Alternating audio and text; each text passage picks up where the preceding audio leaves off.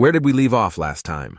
Right, Forrest had chosen to jump off the cliff to avoid being mauled by the angry female leopard. If I were in the same situation, I would done the same, even without the leopard part. Anyway, as we get back to the story, Forrest seemed to be struggling against the current. Next moment, he realized he had landed in a lake. Looking up, perhaps the trees and branches on the cliffside had cushioned his fall, and plunging into the lake had saved his life. Just then, he noticed someone floating in the water behind him. Moving closer, he recognized this was the girl who got knocked off the cliff by the lightning leopard. Her face and clothes seemed slightly charred. Luckily, she was still breathing. Without hesitation, Forrest lifted her up. Not much time to feel the smooth and soft texture of her skin through the combat suit. Setting her down under a massive tree, she turned out to be really good-looking, and seemingly, she was already a fourth-tier martial artist, making Forrest believe she must have been a prodigy from a prestigious family. Suddenly remembering he hadn't eaten all day, he turned around and noticed there were plenty of fish in the lake. We fast forward a bit, and now he was roasting the newly caught fish on sticks. Next to him is where he left his wet clothes hanging to dry. Even without seasoning, the fish turned out to be more tasty than he expected. Just then, Forrest felt something behind him and turned around to see a sword thrusting at him. Seeing him clad only in his underwear and bare-chested, the girl demanded to know what he had done to her. Frantically, Forrest explained he had saved her. Eyeing him suspiciously, then glancing at her own body, she finally relaxed. Meanwhile, Forrest continued munching on the fish, jokingly saying she didn't need to pledge herself as a favor. Taken aback, the girl looked away and huffed.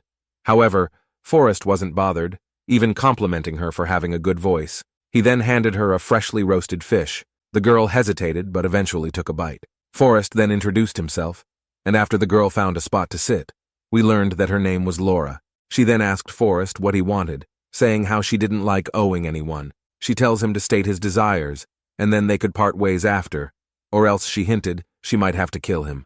Oof, what a hasty girl. Is she serious?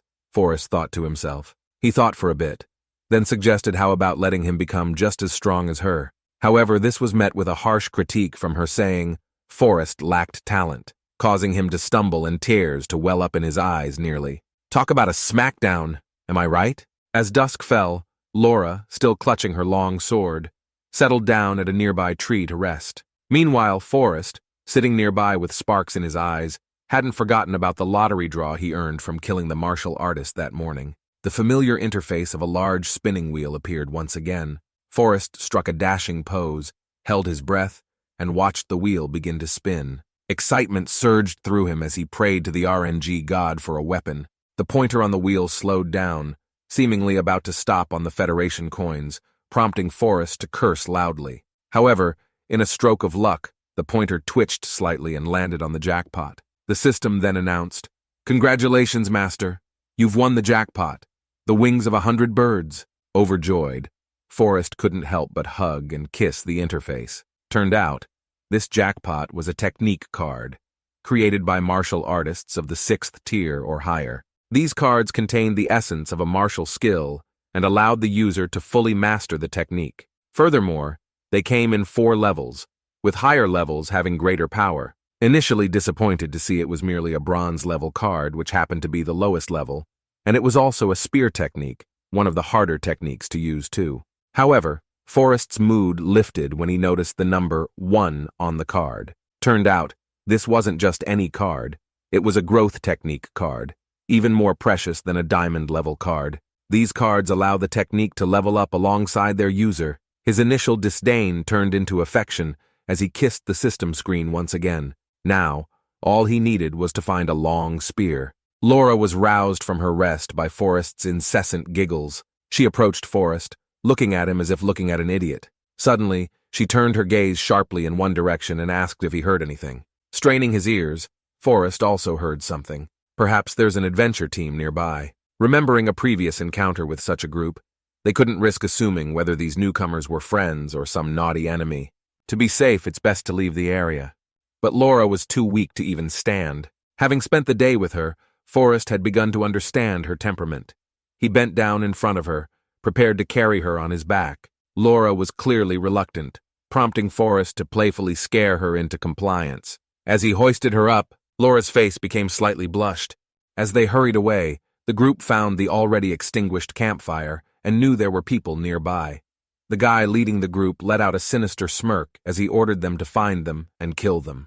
After running for some time, Forrest complained about Laura's weight, teasing that she should start losing weight. Laura retorted that it was her sword that was heavy, not her. Amid their banter, Forrest suddenly stopped. Something was approaching them, using his eye of analysis to identify a creature in front of them as a Tier 2 red-winged serpent, and its combat power was 670. Though it didn't look particularly strong, at the same time Laura handed him her own sword. Forrest didn't hesitate and took it, only to find the sword surprisingly heavy, making him curious about the material it made out from. He then remembered seeing Laura effortlessly swinging it with one hand, which made him acutely aware of their difference in strength. Laura urged him to stop asking so many questions and put her down and go fight the serpent. She then tells him about the creature's characteristics and instructs Forrest to follow her lead. Suddenly, the serpent dashed towards him, but Forrest was struggling to keep up with its speed, likely due to the darkness impairing his vision. Laura quickly instructed him to swing left, which he missed. She then told him to thrust downwards, so he did, and this time he successfully pinned the serpent's head onto the ground. That was quite easy, and Forrest couldn't help but feel a bit smug, but Laura simply rolled her eyes at him and continued to jab at his ego, saying that took him long enough. Forrest decided to take his anger out on the serpent he had pinned to the ground while showing him the middle finger, but in the next instant, with a whoosh, the serpent's head snapped off and flew striking his arm. Forrest forcefully pulled the serpent's head off his arm and threw it on the ground, stomping on it fiercely. Only then did his system notify him that he had gained 2,500 experience points. As he blew on the wound, he knew he should be paying more attention to system alerts in the future. Behind him, Laura couldn't help but chuckle. Forrest figured that she clearly knew about this but hadn't warned him. Returning to her usual demeanor, she retorted that he never asked. However, just then, Forrest suddenly felt a sharp pain in his arm, and soon his entire body began to heat up. Seeing this, it was then she realized the grave mistake she made, forgetting what the venom can do. Forrest, unable to control himself, lunged at Laura, who tried to back away but tripped due to her injuries. She crossed her arms over her chest, trying to protect herself. In his last moment of clarity, Forrest quickly asked Laura how to counteract the poison before his lips found hers in a frenzied kiss. Wait a second. That took a random turn. The next second, the sudden pain of her biting his tongue snapped him back to reality. Furious, Laura threatened to kill him if he didn't back off. Forrest quickly retreated, apologizing and insisting he hadn't meant it. All right, folks. We all know the chance of this happening in real life is close to zero. Anyway, he then spotted a lake nearby and plunged into the lake, letting the cool water soothe the intense heat raging through his body, while still reminisced on what happened earlier. Meanwhile, Laura, still visibly upset, sat beside a large tree, not happy to see her little prank had backfired on her. Meanwhile, someone had spotted her and noticed that she was injured. Quickly sensing people approaching, she drew her sword and began to back away slowly, while warning them to leave now or face death. The four men, who had witnessed Laura being thrown off the cliff earlier, approached her with a mocking sneer and knew very well that she wasn't in the best shape. As Laura tried to fend them off, her weakened state caused her to stumble and fall. The leader ordered the men to restrain her. Laura attempted to use her family's name to intimidate them at the threat, knowing too well that if she died here, it was then that a stern voice cut through the tension, questioning if they wanted to die. Someone slowly walked towards them. Meanwhile, Forrest had already assessed their strength. Aside from their leader, who was a second tier, the rest were all first tier. To their astonishment, Forrest was not only say their name, but also their combat power, which shocked the group. Forrest didn't seem to be wearing any devices, yet he could precisely state their info, which was utterly baffling. With a stern look, Forrest continued, as he was about to give them 5 seconds to leave. The group gulped and quickly sprinted away. Witnessing the scene led them to believe Forrest was a high-tier martial artist protecting Laura. After helping Laura to her feet, Forrest was asked how he figured out all of that. Forrest smiled and said it was his secret. He then hoisted her onto his back and continued their escape in a different direction. Not long after, one member of the small squad sneaked back to take a look and discovered that the two had already left, that they realized they had been tricked. There's no reason for a high-tier martial artist to leave so quickly. The leader of the group, infuriated, punched a giant tree nearby, gearing up for retaliation. Meanwhile, Forrest and Laura didn't head towards the outskirts, but instead ventured deeper into the forbidden zone. Laura asked why. She is aware that the deeper they go, the more powerful beasts they will encounter. But only Forrest knew that their pursuers were likely aware of Laura's injury and would expect them to try and exit the zone quickly, probably waiting for them at the perimeter. Forrest's plan was to let Laura heal here over a few days before they attempted to leave. Laura nodded, slightly impressed as she commented, although Forrest has no talent. He isn't as dumb as he looked. Ouch! That's the third time today. Not long after, they were both exhausted and quickly fell asleep. The next morning, surrounded by towering trees, he found his arms wrapped around a soft body.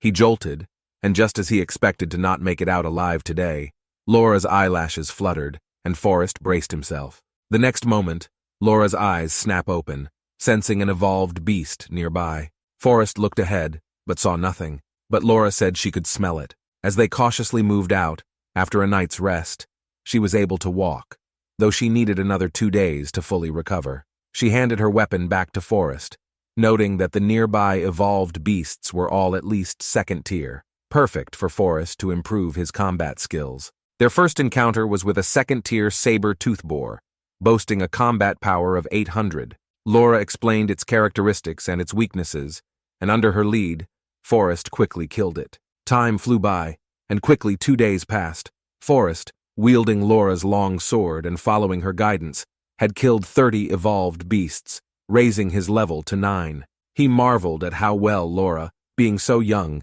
knew every beast's traits and weaknesses. Under her lead, he even defeated 2 third-tier beasts. Forrest collected every crystal core and wanted to share it, though Laura showed no interest in them, letting Forrest keep them all. By the time Laura had fully recovered, her demeanor had grown even more distant. Now, it was finally time for them to part ways. He hesitantly asked about her plans, to which Laura paused before saying she was heading back to find the lightning leopard.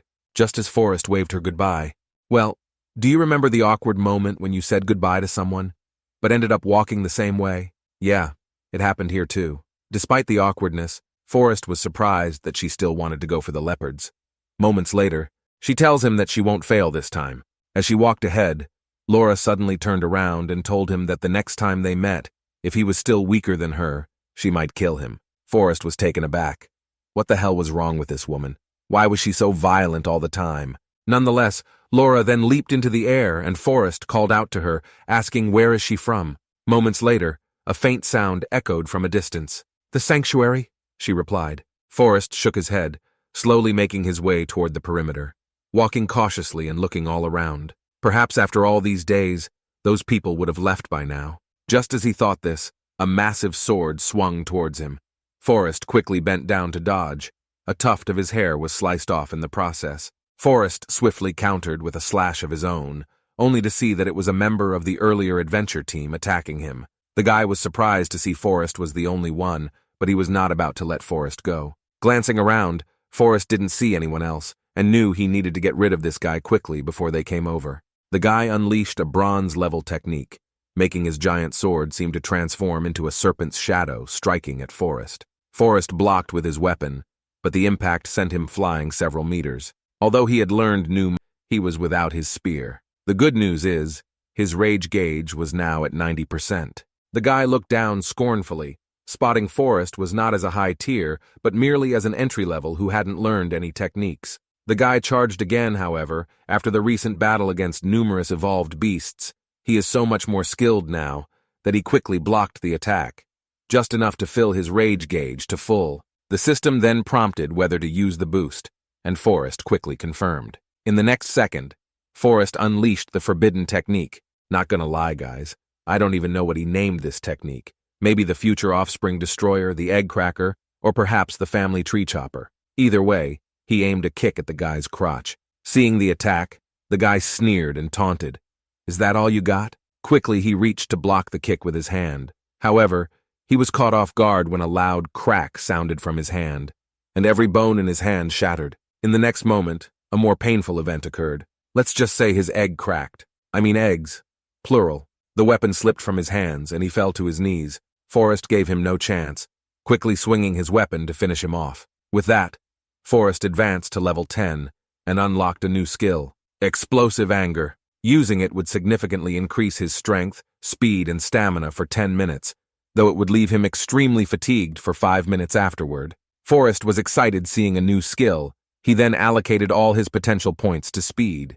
Just as Forrest was about to relax after the fight, he was suddenly surrounded. The group saw the body on the ground and glared coldly at Forrest. With the full squad here, 4 tiers 1 and the leader being a second tier, Forrest seemed to be in some trouble. The leader didn't want to take the risk and drew his weapon, then ordered everyone to attack together. Without hesitation, skill, Explosive Anger, just as they believed they had killed Forrest. Just to see Forrest remained unscathed. The leader couldn't believe his eyes. At the same time, it seemed as though Forrest's aura had also grown stronger. What the hell is going on?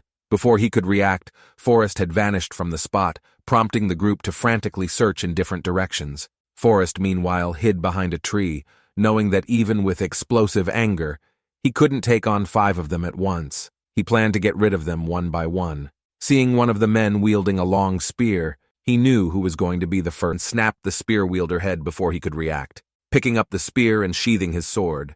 Not far from them, one of the men saw what happened and quickly reported to the rest of the team, and then rushed at him. This man unleashed a bronze-level technique, but Forrest countered with his newly learned martial art, the wings of 100 birds. At that moment, all of Forrest's power surged into the spear, the tip of which burst into flames like a fiery phoenix. The next second, the spear pierced through the attacker. Remaining members arrived just in time to witness this scene.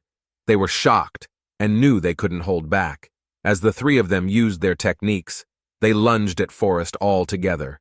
But Forrest stood undaunted. Facing the 3 remaining members, he focused on defense, and his rage gauge was already at 60%. They were surprised to see Forrest able to defend all of their attacks, and the leader deduced that Forrest had boosted his abilities with some sort of secret technique, but suspected it wouldn't last very long. However, at the same time, Forrest's rage gauge had fully filled up once again. With a powerful boost attack, he struck towards the leader. The leader hastily tried to block with his weapon, but in an instant, it shattered into pieces. He frantically jumped backward as Forrest unleashed another, the wings of 100 birds. However, the spear simply couldn't withstand the power, and soon broke into countless pieces. Forrest had missed his chance, and felt the effects of his Explosive Anger skill fading, and his body visibly weakened. The leader almost pissed his pant, looked down, and breathed letting out a cold smirk.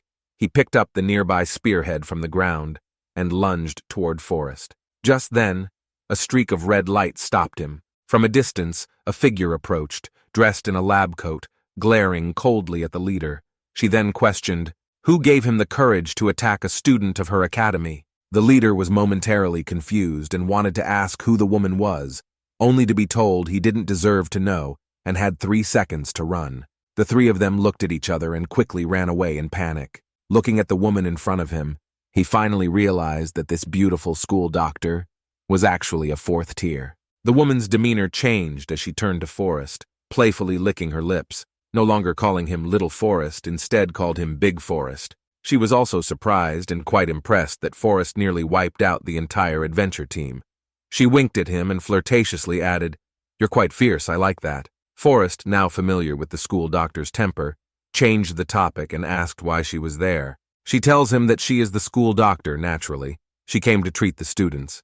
She checked Forrest all around and instructed him to strip down for a thorough treatment. Forrest stepped back quickly and wondered about how it seemed every encounter with her involved removing clothes. He quickly said he was fine and not injured. The doctor moved closer, teasingly asking if he was sure he didn't want treatment. Forrest shook his head and refused again. "Oof, boy, you are missing out, you know." Anyway, she then smiled and helped him up, walking him towards the gathering point. However, whether by accident or not, his elbow touched something soft.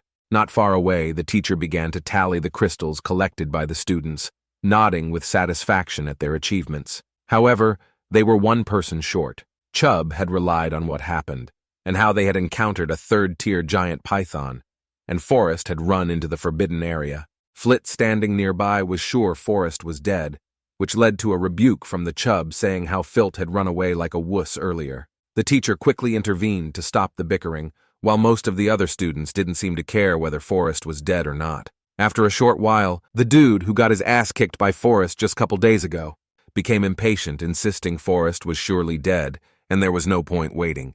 A voice rang out asking, "Who did you say is dead?" Everyone turned around and saw it was Forrest. Forrest then pointed at the guy, and asking if he had forgotten just how many bones he had broken recently, as he doesn't mind helping him remember.